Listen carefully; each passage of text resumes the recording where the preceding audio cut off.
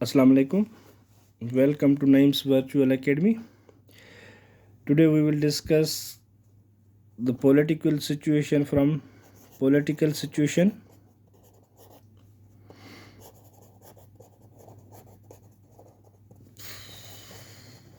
1945 to 46. अॼु असां discuss कंदासीं जेको आहे सो सब कॉन्टिनेंट जी पॉलिटिकल सिचुएशन 1945 खां 46 जे विच में। त असां इन में डिस्कस कंदासीं त 45 खां वठी 46 ताईं कहिड़ा कहिड़ा वाक़िया थिया। हाणे टुवर्ड्स इंडिपेंडेंस असांजो सफ़र जारी उसारी आहे न। त सभ खां पहिरियां जेको आहे सो असां डिस्कस कंदासीं त हिते 45 खां 46 ताईं हिते हिकिड़ो ॿियो डिस्कस करणु ज़रूरी आहे, वेविल प्लान। उन मां जेको आहे सो MCQs तव्हांजे अची सघे थो, उहो 43 में थियो। ठीकु आहे, वेविल प्लान।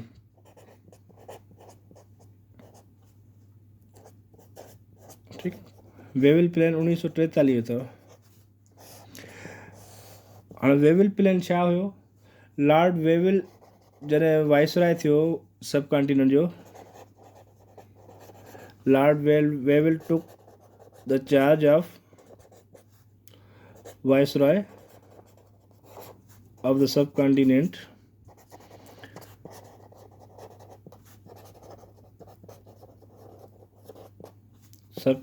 in 1934 में। हाणे जॾहिं लॉर्ड वेविल जेको आहे सो सब कॉन्टिनेंट जो वाइसराय थियो त उन हिकिड़ो प्लान ॾिनो त जीअं इंडिया जा पॉलिटिकल इशूज़ जेके हलनि पिया उनखे रिज़ॉल्व कजे। अञा ताईं इंडिया जे मसइलनि खे माना हल करण जी कोशिशि कई पई थी वञे न। ब्रिटिश जी पूरी कोशिशि आहे त इंडिया जा जेके मसइला मसाइल आहिनि उन्हनि खे जेको आहे सो हल करे सघिजे। छो ब्रिटिश सब कॉन्टिनेंट मां निकिरणु न पई चाहे। ब्रिटिश चए पई त असां जेको आहे सो सब कॉन्टिनेंट ते हुकूमत जारी रखूं पंहिंजी। ठीकु, हाणे लॉर्ड वेविल केरु हूंदो आहे? लॉर्ड वेविल जेको हूंदो आहे ब्रिटिश मिलिट्री कमांडर हूंदो आहे। मिलिट्री कमांडर हूंदो आहे, ठीकु आहे, जेको वर्ल्ड वार टू खे लीड कंदो आहे। ठीकु आहे, मतिलबु तमामु पावरफुल माण्हू हूंदो आहे लॉर्ड वेविल। ऐं वाइसरायशिप संभालण खां पहिरियां जेको आहे सो कमांडर इन चीफ बि हूंदो आहे ब्रिटिश आर्मी जो, कमांडर इन चीफ। ठीकु, हाणे जॾहिं लॉर्ड वेविल 1943 में सब कॉन्टिनेंट जो वाइसराय थींदो आहे त लॉर्ड वेविल जी इहा कोशिशि हूंदी आहे त हिंदू ऐं मुस्लमान जा मसइला जेको आहे सो रिज़ॉल्व करे सघजनि, टेबल टॉक्स जे ज़रिए या उन्हनि खे पाण में आम्हूं साम्हूं विहारे कहिड़े न कहिड़े तरीक़े सां उन्हनि जा मसइला जेके आहिनि रिज़ॉल्व कया वञनि। ठीकु, हाणे लॉर्ड वेविल जेको आहे सो हिकिड़ी स्कीम पेश कंदो आहे।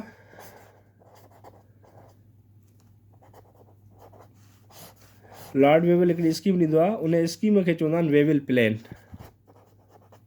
वेविल प्लान। हाणे उन स्कीम में छा ॾींदो आहे लॉर्ड वेविल? उन स्कीम में लॉर्ड वेविल कुझु शयूं ॾींदो आहे। त हिकु पॉइंट इहा ॾींदो आहे त जेको आहे सो इंडिया जेका आहे,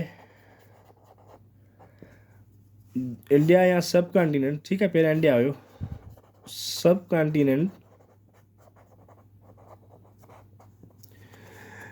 में जेके ॿ एंटिटीज़ आहिनि जिन जो पाण में टसल हले पियो, यानी कि मुस्लिम लीग ऐं कांग्रेस,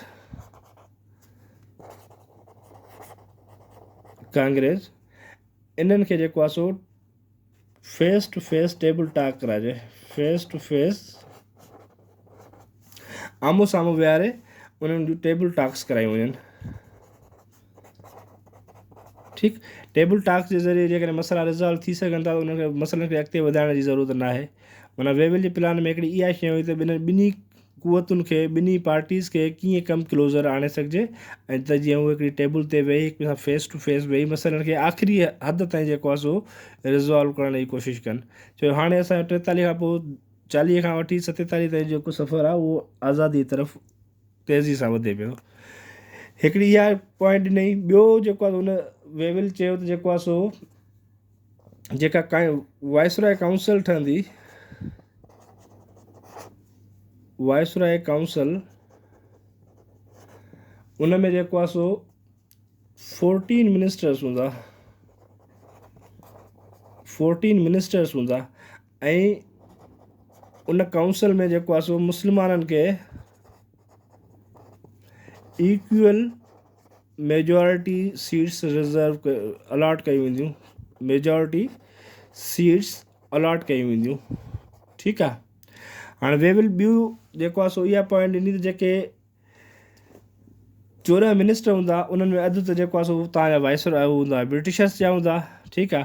ब्रिटिशर्स सां गॾोगॾु हिकिड़ो को सिख हूंदो, को ईसाई हूंदो, को ब्राह्मण हूंदो, को लोअर कास्ट जो हूंदो। ठीकु आहे।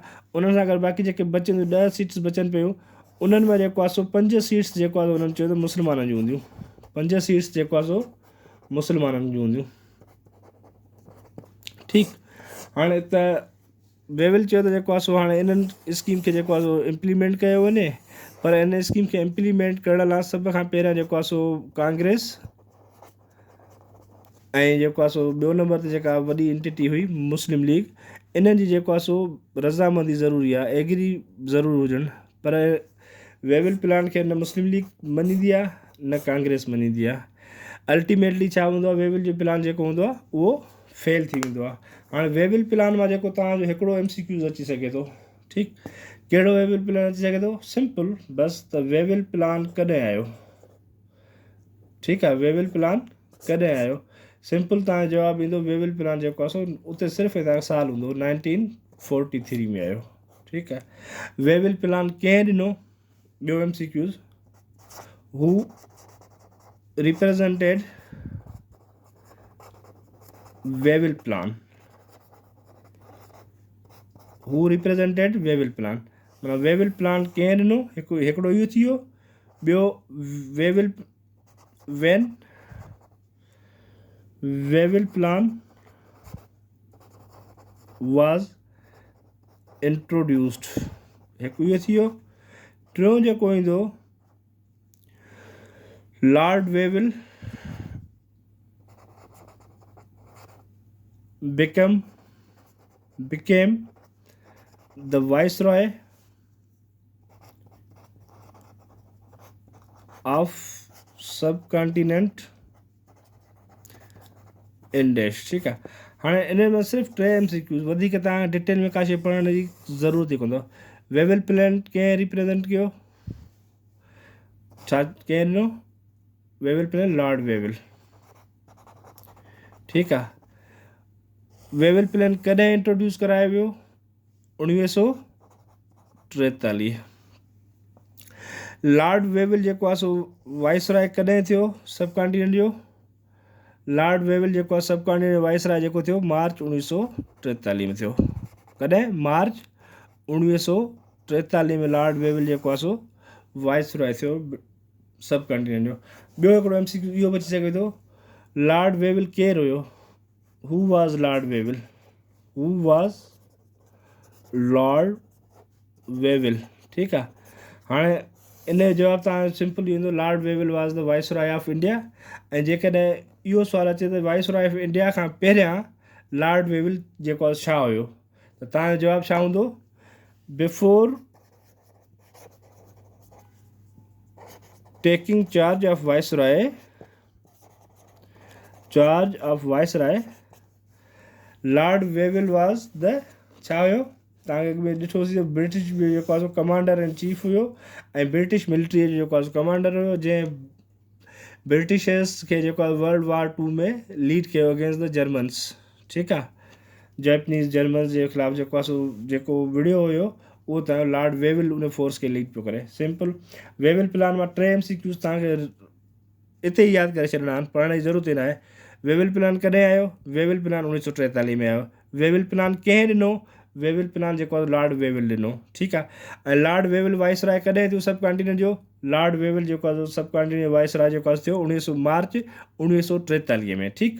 लॉर्ड वेविल जेको आहे सो before taking the charge of viceroyship जेको आहे सब कॉन्टिनेंट वाइसरॉय थियण खां पहिरियां लॉर्ड वेविल छा हुयो? सब कॉन्टिनेंट वाइसरॉय थियण खां पहिरियां लॉर्ड वेविल जेको आहे कमांडर इन चीफ हुयो ब्रिटिश आर्मीअ जो। ठीकु आहे। जंहिं जेको आहे सो ब्रिटिश आर्मीअ खे छा में लीड कयो? लॉर्ड वेविल ब्रिटिश आर्मीअ खे सेकेंड वर्ल्ड वार में लीड कयो। ठीकु। इन वेविल प्लान मां सिर्फ़ु ऐं सिर्फ़ु इहे तव्हां 3 MCQ इते ई लेक्चर मां तव्हांखे रटे छॾिणा आहिनि, यादि करे छॾिणा आहिनि। अॻिते वधण जी पढ़ण जी कंहिं शइ में डिटेल में पढ़ण जी हिनखे ज़रूरत आहे ई कोन। इन्हनि 3 मां को बि MCQ जेकॾहिं हिन टॉपिक्स मां आयो इन्हनि खां ॿाहिरि कोन हूंदो। ठीकु आहे। हाणे नेक्स्ट जेको आहे सो असां